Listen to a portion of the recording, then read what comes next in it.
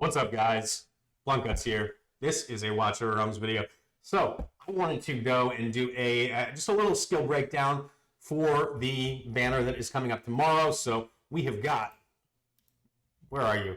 Right in front of me, apparently. So what we got is Hatssut, best hero in the game, in my opinion. And then we've also got Artemis, who is, by all accounts, is a really great hero in his own right. So let's take a look at their skills. So Hatssut, legendary marksman, does piercing damage.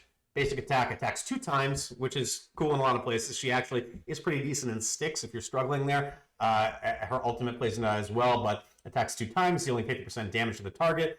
That goes up by 10%, so when fully booked. In fact, why don't we just look at my Hatssut so we can see what they look like when it's fully skilled up, because that is a little easier, isn't it? I just love this lady. I hope my wife didn't hear me, but I do love this lady. You know what? I don't care. I don't care. If she heard it, she's going to have to deal with it. She knew what she was getting into. So, Hatssut attacks 2 times, dealing 60% damage to the target and 20% damage to one nearby enemy with each hit. And the cool thing about this is that it bounces back and forth a bunch of times. So you're going to get more than actually just that additional 20% damage. When it does bounce, it activates the Soul Torment thing.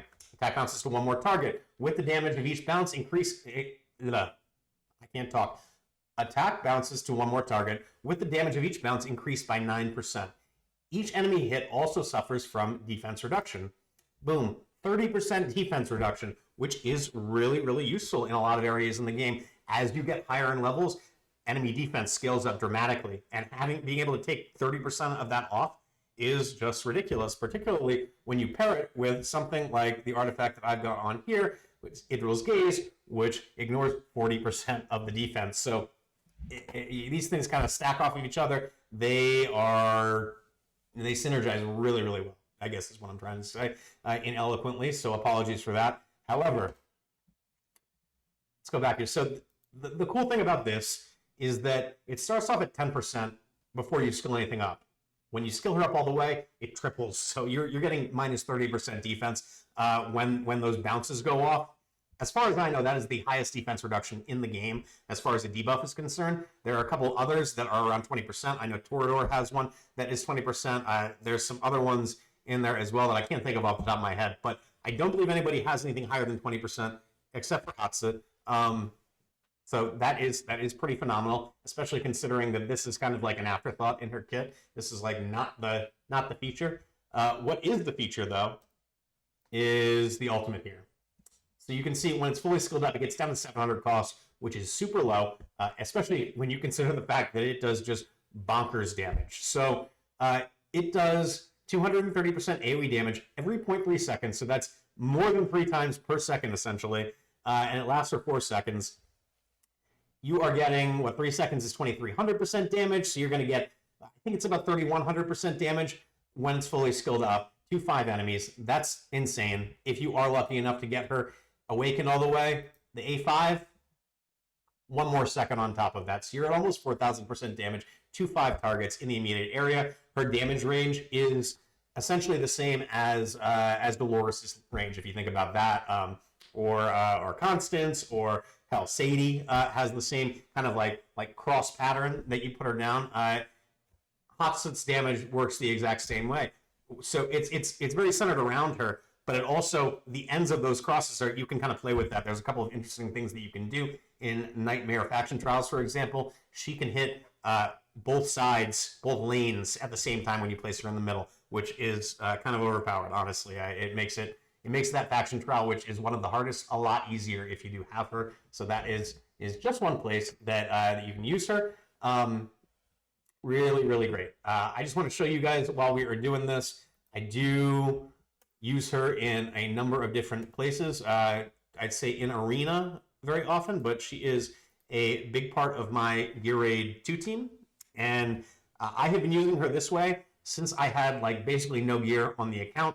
You don't need Dolores for her damage. She does all the work. She does all the work. Now, granted, this is for a Volcar recall strategy, so I am dropping and recalling heroes constantly throughout this to avoid the Golem's big shriek that kills everybody. So if you're doing this with like a Sadie comp, it's probably not going to work for you. But why would you when you can do this? So, I mean, this stuff is all pretty standard right here.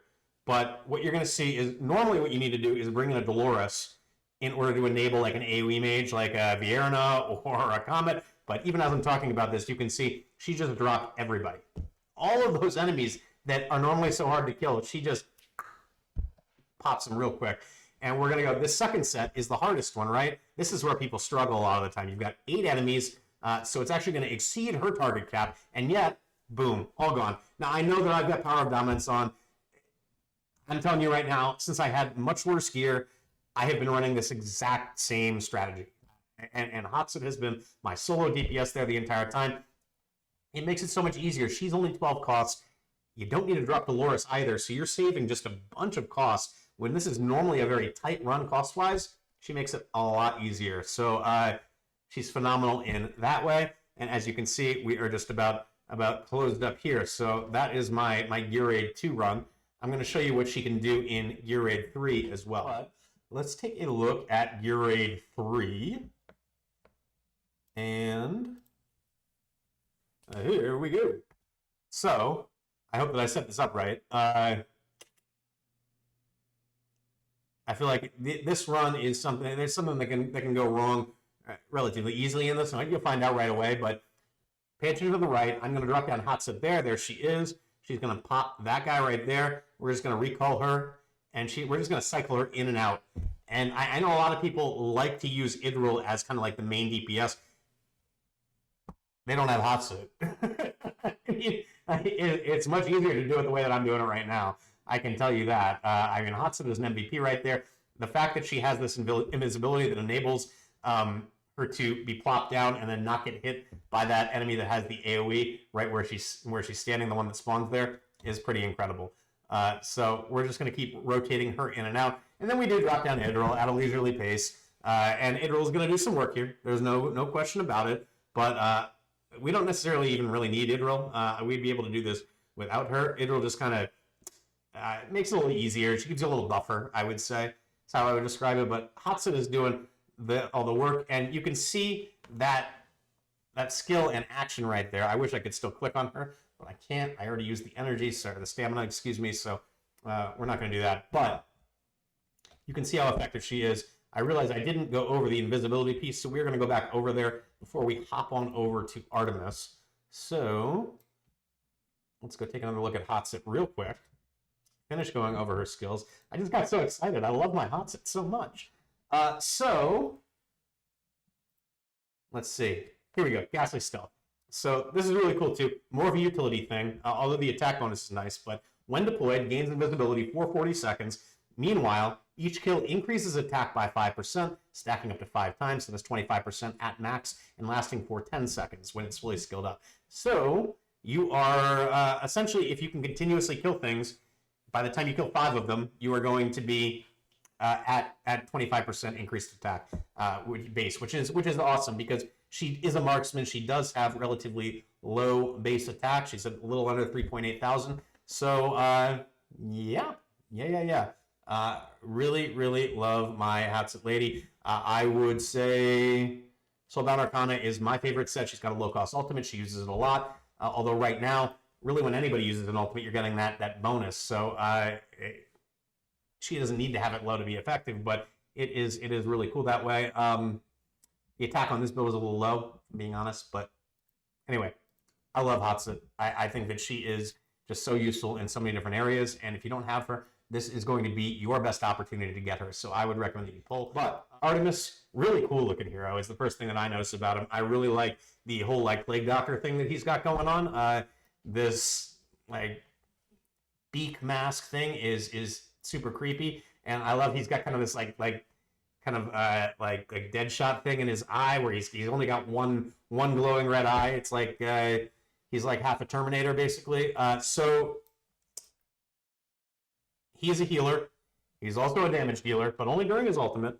And he does bring anti-healing, which is really cool too. So let's go through the skills. I'm not as familiar with him, obviously. You may notice my level of excitement just going down a little bit because I'm not talking about my lady anymore, but I do think that this guy is going to be really cool, and I do want him. He is supposed to be really good in Gear Raid 4, which is going to be upcoming content that's on Forerunner right now. It should be released on Global sometime in the next month or so would be my guess, but we don't know exactly when that's going to come, but he is going to be really good there. Right now, he is really, really good in Gear Raid 1, so you're going to want him for that if you haven't cleared 121. He can solo, I know. I saw that Dan Heilman did a video where Artemis was soloing Gear Raid 120, which is pretty baller in and of itself. He is a healer and a damage dealer wrapped up in one, so I wonder if you might be able to just drop just Artemis in there, like literally just Artemis, and see how he does. But maybe you needed Dolores or something like that. I'm sorry, Dan Heilman, I didn't watch your video. I just saw that it was out there, so I'm going to apologize about that. But healing multiplier, plus 5% on each of these. You're getting another 20% on the healing multiplier there. Attack-based healing. I wish we had more HP healers. I guess they couldn't make him. I guess in this case he's doing damage, so you want attack-based anyway. So I won't do that whole shtick. But nothing to really see here on the basic attack. His ultimate 1200 rage cost. It's going to go down to 1000. When you do have him skilled up, you're going to get another 40% damage on the skill ups and another 5 seconds on the duration. So I guess if we translate that, this will become 200% AoE damage up to 8 enemies for 20 seconds. And whenever you attack, the enemies are going to receive anti-healing during the ultimate. So really cool. He does damage on the ultimate, which is kind of interesting since he was a healer originally, but he's going to do this anti-healing as well, which is really big in Gear Raid 1. Can't remember if I talked about it here or in another video, but just real quick, there are not very many anti-healers in the game. You've got Boreas, who is ultra rare. You also have Zealous, but only when you use Zealous's artifact, which kind of sucks. I think it maxes out at 50% healing reduction, which is not as good because this is, as you can see, 100% healing reduction. I don't know why Zealous only gets 50%, and you have to skill up his artifact to level 25 just to get that it just doesn't make any sense. He's already so bad. Why don't you at least give him anti-healing so he has a use? But in any case, the anti-healing is really big. So anyway, I was saying you've got who are we talking about? Boreas, you've got Zealous. Lasir does it as well.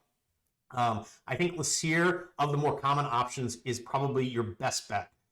Boreas is the best at it in the game right now. I think this guy's going to take over that when he does come into the game. Certainly, him in conjunction with Boreas is going to be, I think, almost complete anti-healing coverage, which will be phenomenal. And the anti-healing for Boreas is going to stay in the game even after the nerf, so that is not going to change on him. But we're talking about Artemis here. So, oh, the other one I forgot. Kriya, yeah. Everybody's least favorite hero. Kriya has anti-healing on her A1, but it really sucks. Just like everything else about her, the only time you get it, it's I think a 25% chance to proc for when one of her storm crows, the little summons that she spawns, attacks somebody. So you don't even get 100% when the storm crow's up. It's just a percent chance. It's incredibly unwieldy. It is really hard to utilize effectively. So I wouldn't recommend it. Everybody should have an anti-healer. Boreas is incredibly rare and hard to get right now. So he's probably your best bet. Certainly right now, or at least when the banner launches tomorrow, he's going to be your best bet. So that would be my recommendation is if you have the opportunity to pull for him, you should.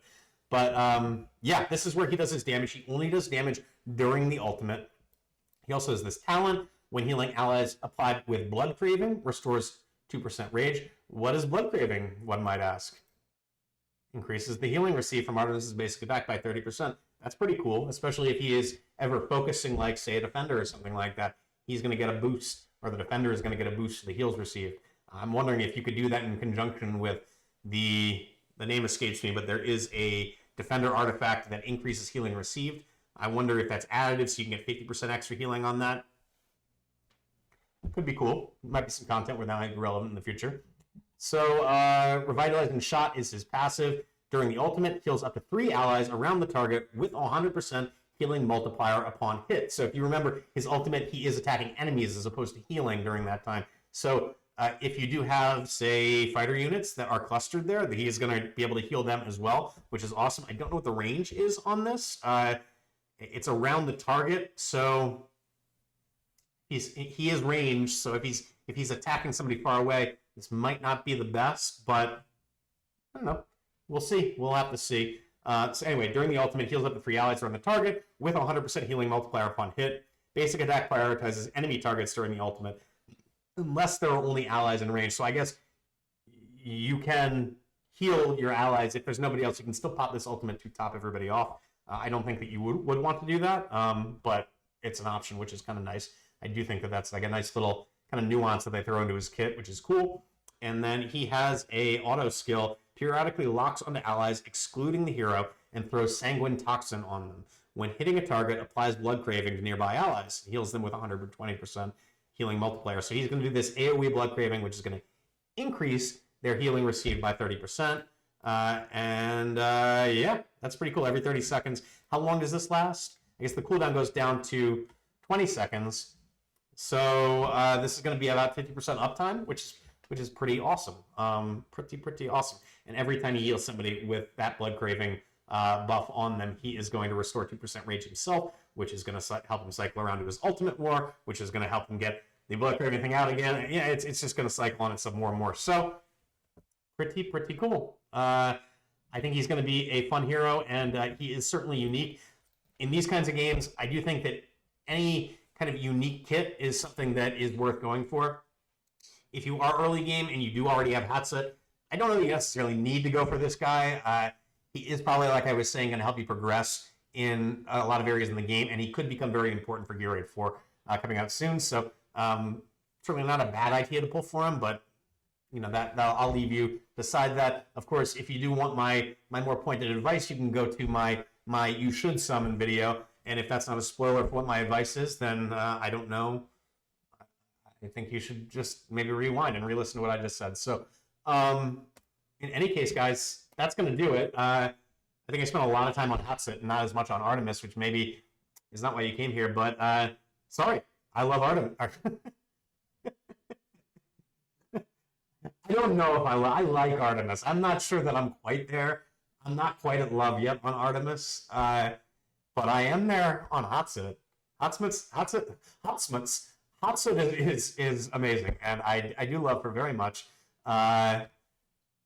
Hopefully my wife can't hear me, but like I said before, I love you, Hatssut. I love you, and I don't care who knows it. I didn't say that before, but I just said it then. I'm feeling a little loopy, guys. I appreciate you watching. If you did like the content, please like and subscribe. I'm going to be putting out more in the future, and I want to make sure that you get it. So, yeah, in any case, good luck on your summons tomorrow. If you did pull one of these heroes, I hope this does help you. Have a great night, everybody.